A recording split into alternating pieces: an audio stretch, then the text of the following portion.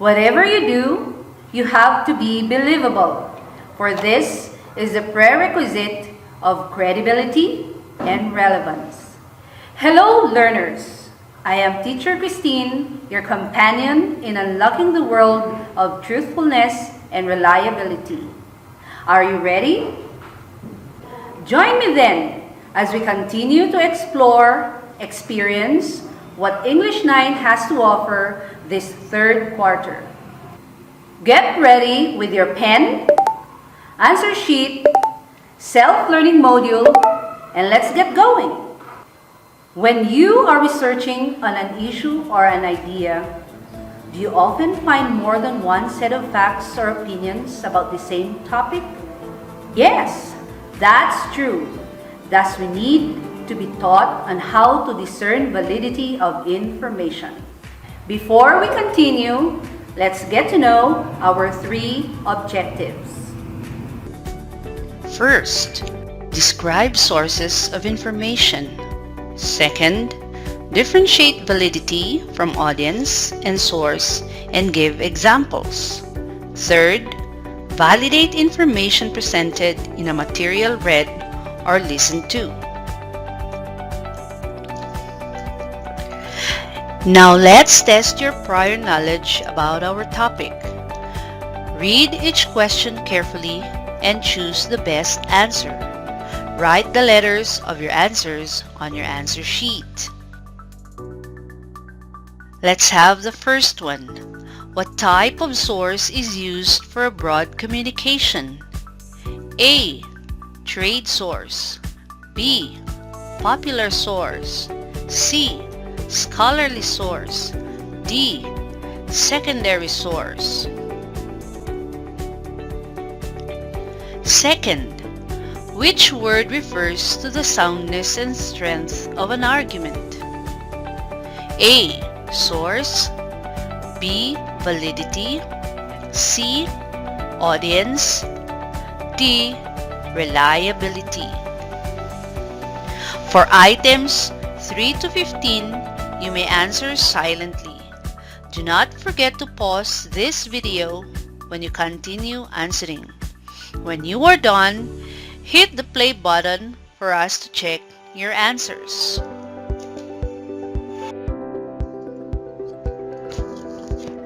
Here are the answers. 1. B. 2. B. 3. B. 4. A. 5. C. 6. D. 7. A. 8. B. 9. D. 10. C. 11. T. 12. T. 13. F. 14. F. And 15. T.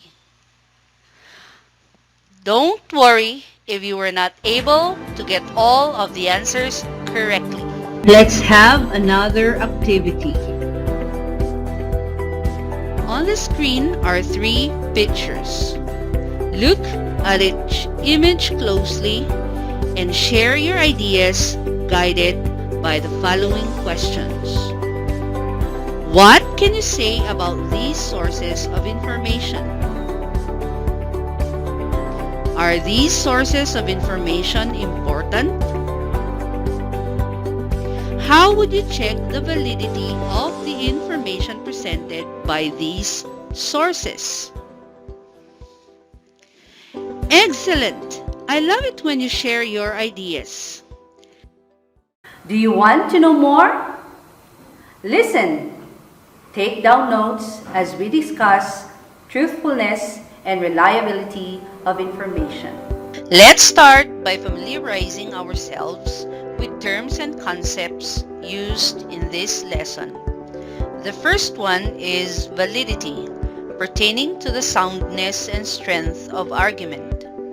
A better way of understanding soundness and strength is to answer the question, is the evidence clear and effective? If your answer is a resounding yes, then it is valid. Second in the list is audience, referring to people who read a particular text, who will still read it, or the writer himself or herself. A helpful question we can use as a guide is, for whom is the information? Or who is supposed to read this particular information? Lastly is source. It could be someone or something we get the information we need. The emphasis here are words like clear, effective, and truthful.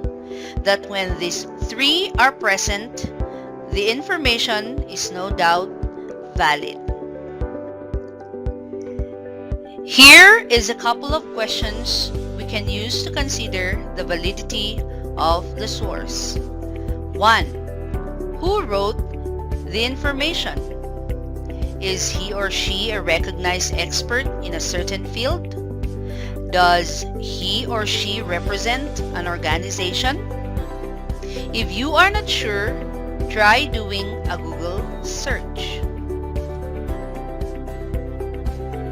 Second, how did the source get its information? Do the references look like reliable sources of information? Does it look like the author is citing the source correctly?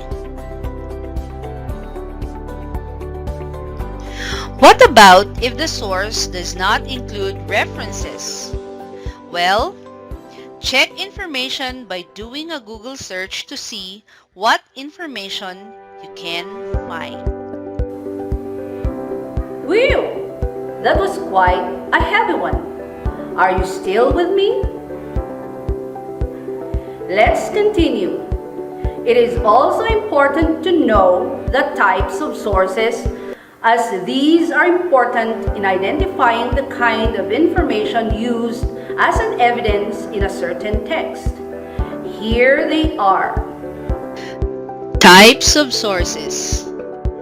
First, scholarly source. These are articles written by experts in a particular field. The primary audience of these articles is other experts. Many of these articles are so-called peer-reviewed. This means that scholars in the same field review the research and findings before the article is published.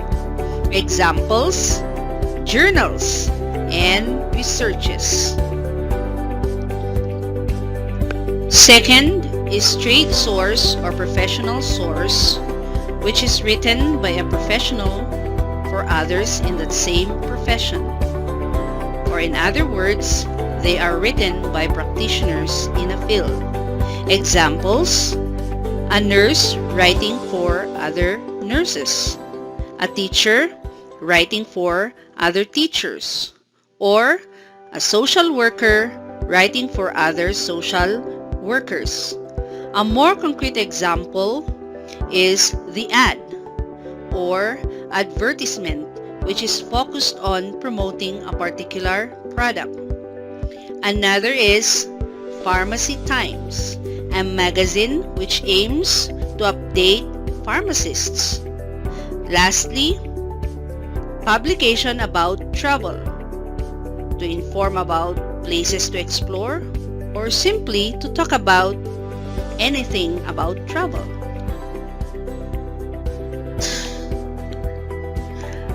Third is popular source, written by journalists or professional writers for a general audience. It is written for the consumption of the general public. That is why the language is written in a way that is easy to understand. Examples: popular magazines like Vogue or Time magazine. Another, newspapers like the Baguio Midland Courier. So what source types should you use? scholarly source, trade source, popular source? Well, whatever you choose, remember, it is your topic that tells you what source type is appropriate for you to use. It's practice time. Don't you know that practice creates confidence and confidence empowers you? That's right. So if I were you, make sure to give it your best shot as you answer the task for you to be empowered. Here are the instructions. Listen carefully as I read to you the news article aloud. You can also look at page 5 of your module and read with me. After reading, you will be asked to answer some questions. Here is the news article. PGC, possible PH COVID-19 variant to surface if there are many cases, by Katrina Halyare. Manila, Philippines. If there are more coronavirus disease cases in the country, there is a possibility that a Philippine variant of the SARS-CoV-2 virus, the causative agent of the disease, could surface, the director of the Philippine Genome Center said Saturday. I just want to say that there is a possibility that a Philippine variant will surface, but that possibility will happen if the cases are many because the virus needs a host to exist, PGC Director Dr. Cynthia Salma said in an online press briefing when asked of the current dominant variant in the Philippines. This dominant variant, the D614G, was detected in August 2020. So it is very, very important for us to lower our cases here in the Philippines, she added. The United States Center for Disease Control and Prevention, in its official website, said that there are currently 3 variants of COVID-19 circulating globally. The variants are B117 that was detected in the United Kingdom, P1 that was detected in Brazil, and 1.351 which originated from South Africa. The B117 variant, which is said to be 70% more infectious, has reached the Philippines, and there are currently 17 cases as per the Department of Health. According to Saluma, the UK variant is already a mutation of the D614G variant. Now, this UK variant is actually a mutation of the D614G because it already contains the D614G, and on top of that, it also has other mutations, such as the N501Y, she said. So the virus naturally mutates. It is part of the institution, but to control the continuance, the emergence of the dangerous or high samples of concern, it is imperative that our cases should be low so that there is no host where the virus can mutate, she added. These are the questions. Be ready to write your answers after I read each of them. First question. Who is the writer of the news article?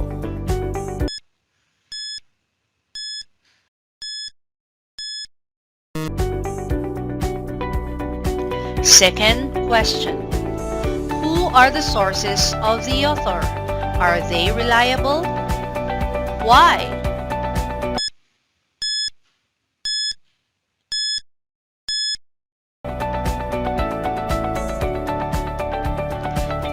Third question. What type of source is this article?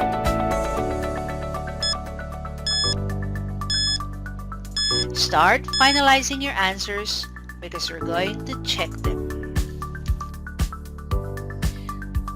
Let's check your answers. 1. The answer is Katrina Halyare. 2. Dr. Cynthia Saluma. And yes, because she is the director of the Philippine Genome Center. And for the last question, the answer is popular source. Yay! I think you got all of the answers correctly. Great job out there. At this point, I think you are ready to share what you have learned. Now, as learners, why is it important to validate information presented in a material read or listened to? Write your thoughts on your answer sheet. See? Being able to share your realizations would let us know that despite this pandemic, lessons given to you still make a mark in your growth to becoming a critical reader. Let's have the final task before the evaluation part. Have you ever been to Baguio City? Here is an information that will take you back to Baguio City's humble beginnings. Read with me, after which you are tasked to analyze the information guided by some questions. Brief history about Baguio City. Baguio City was first called Cafaguay. The word Baguio is derived from the Ibaloy word Baguio, which means moss, conducive for the growth of mossy plant. Baguio City is a highly urbanized city in northern Luzon of the Philippines, and its provincial capital is Benguet. Baguio City is also known as summer capital of the Philippines because of its cold weather. It is also known as the City of Pines because many pine trees dominate the landscape. During Spanish occupation to the Philippines, the Spanish colonizers conducted a series of expeditions to go to Baguio. Under Spanish Comandante Galvez, the province of Benguet was set up. Afterwards, the Spaniards sold the Philippines to the United States of America for $20,000. When the Americans arrived in the Philippines, they found the pine-covered hills and frosty-winded Baguio. They carved Cannon Road from the mountains surrounding the Buwad River Canyon, connecting Baguio to Pangasinan and Ilocos lowlands. The Japanese bombed Baguio on December 8, 1941 and occupied it on December 27 of the same year, setting up their headquarters at Camp John Hay.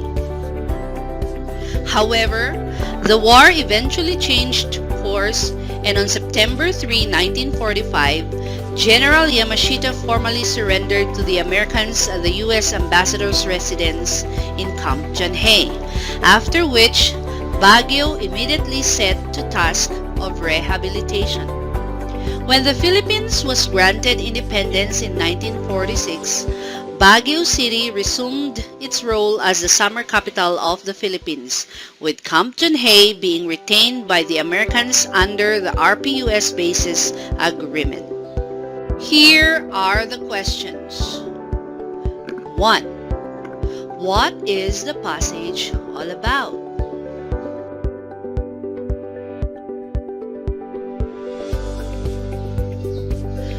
2. What is the source of information?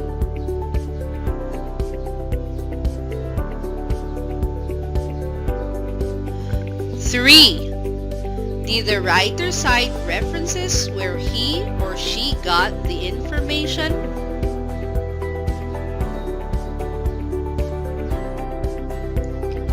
And the last question. Would you consider the information regarding the brief history of Baguio City valid?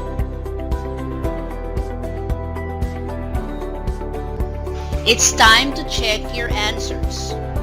For question 1, the answer is Brief History of Baguio City. For question 2, kindly look at the complete URL address flashed on the screen. For question 3, the answer is none. And for question 4, the answer is no. The author failed to cite references where he got his information about Baguio City. If you search for the blogger, other than being from Pangasinan, he was still a grade 11 student when he posted the blog. I think you got all of the answers correctly again. Congratulations! At last, it is now time to evaluate what you have learned. Let's go over the instructions for your post-test.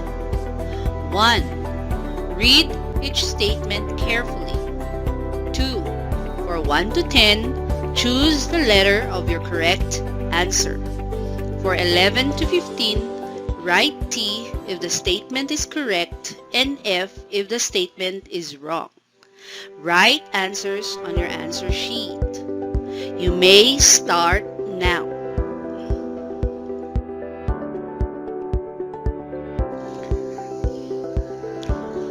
We now check your answers. 1, B. 2, A. 3, A.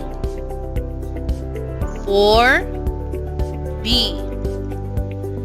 5, C. 6, B. 7, D. 8, B. 9, C. 10, C.